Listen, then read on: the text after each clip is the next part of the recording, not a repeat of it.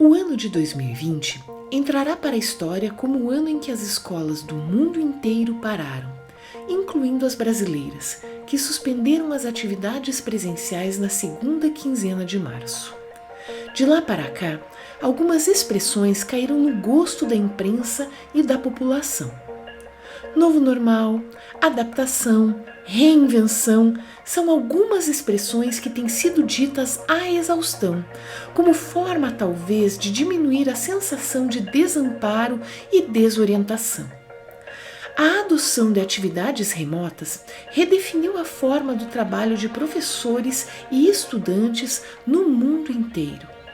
No Brasil, não faltam exemplos de professoras e professores que têm feito todo o possível para que seus estudantes tenham acesso a atividades escolares.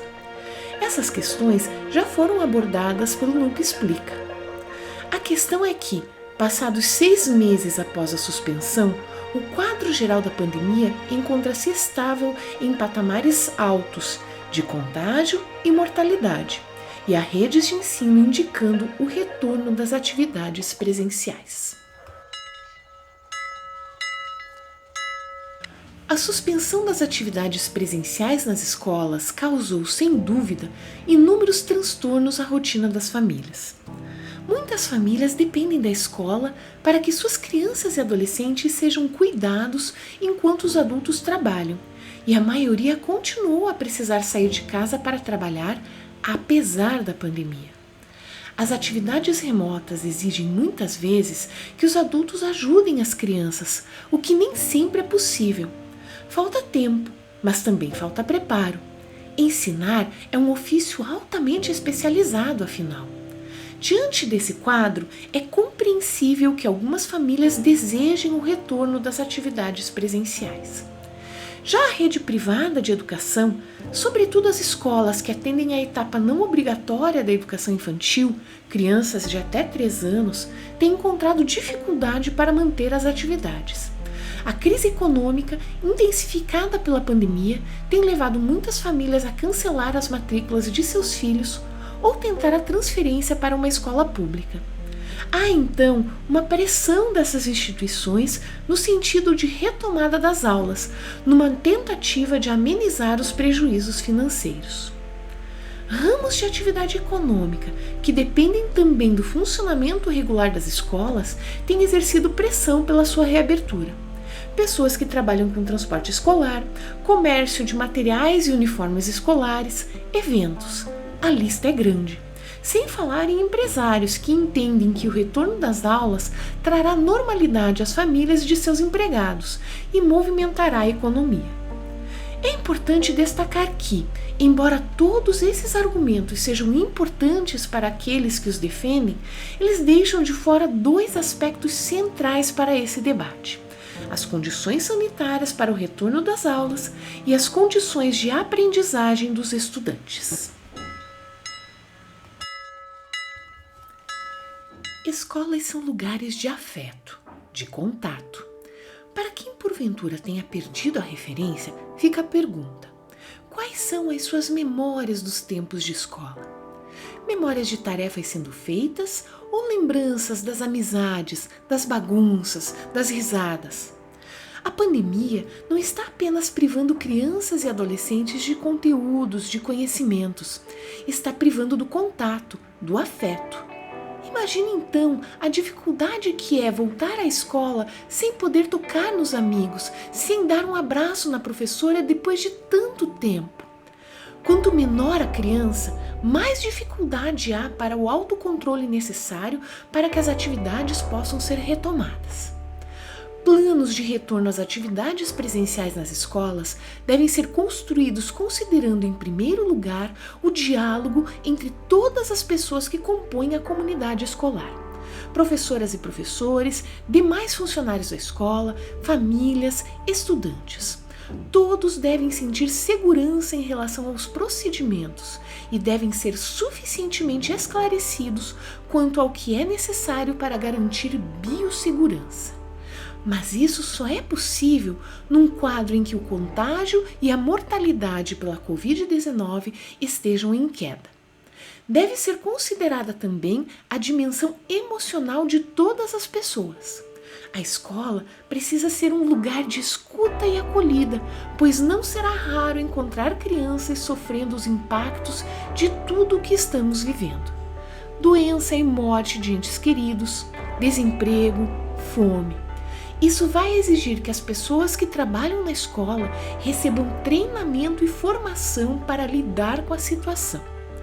A Fiocruz, uma importante instituição de pesquisa do Brasil, publicou uma cartilha que apresenta orientações sobre a adoção de protocolo de retomada das aulas.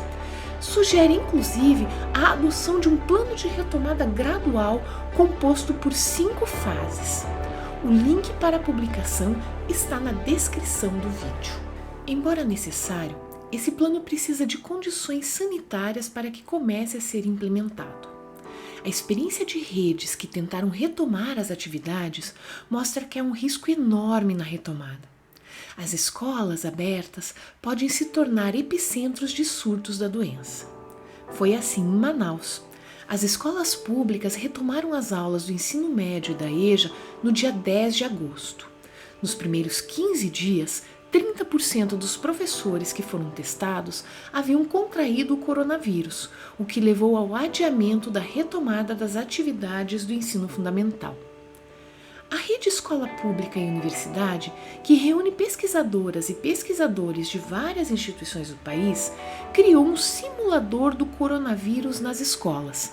Trata-se de uma ferramenta interativa na qual é possível, a partir de modelos matemáticos de propagação do vírus, simular as taxas de contágio a depender das condições do espaço da escola e do número de pessoas circulando por ela. Pode ser uma ferramenta interessante para orientar as decisões das secretarias de educação, das direções das escolas, das comunidades escolares. O link para o simulador também está na descrição do vídeo. O fato é que, até o momento, ainda não existem formas de prevenção do contágio que não sejam as medidas de isolamento social, o uso das máscaras e a incorporação das medidas de higiene das mãos. Tampouco existe medicamento com eficácia comprovada para o tratamento da doença. Os efeitos do coronavírus sobre o corpo humano ainda não foram completamente rastreados e não se tem certeza que, se depois que fica doente, por quanto tempo o corpo mantém a imunidade. Várias vacinas estão sendo desenvolvidas, mas esse processo exige tempo e um protocolo rigoroso. Isso quer dizer que retomar as atividades escolares nesse momento é colocar em risco a vida de crianças, adolescentes, trabalhadores em educação e, por extensão, as vidas das famílias de todas essas pessoas. A construção de uma nova rotina escolar que envolva rígidos protocolos de biossegurança deve ser o objetivo de qualquer gestor público comprometido com a população. A situação é grave, é complexa. Muitos gestores públicos, no afã de restituírem a normalidade na marra, têm acenado com a possibilidade de retomada das aulas. Em alguns casos, essas tentativas foram precedidas do envio para as famílias de termos de responsabilidade para serem assinados pelos responsáveis. Quer dizer, nesses casos, voltar ou não para a escola seria uma decisão familiar e as consequências seriam responsabilidade exclusiva dos familiares, uma decisão privada. No entanto, além de moralmente condenável, essas estratégias de desresponsabilização do Estado, que dessa forma tiraria o corpo fora, vai contra a própria Constituição, que afirma que o dever de educar é compartilhado entre a família, a sociedade e o Estado. Estamos diante de uma situação completamente imprevisível, atípica, que está a exigir de todos nós o nosso engajamento, a nossa responsabilidade. No entanto, para que isso aconteça, todas as pessoas responsáveis por garantir o direito à educação devem ter acesso às informações necessárias para tomar decisões coletivamente. O princípio da gestão democrática previsto na Constituição deve, neste momento, estar a serviço da preservação da vida.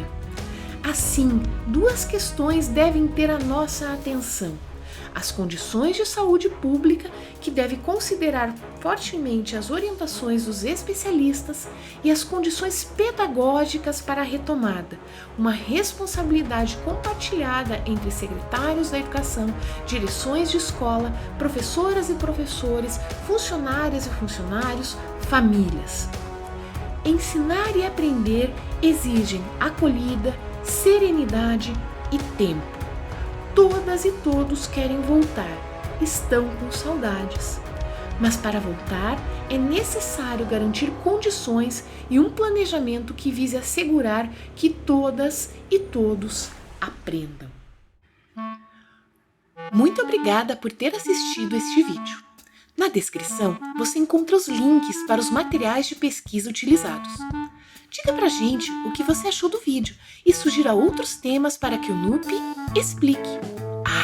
E não esquece de dar o seu like no vídeo e de assinar o canal. NUP Explica é uma iniciativa do Núcleo de Políticas Educacionais do Setor de Educação da Universidade Federal do Paraná.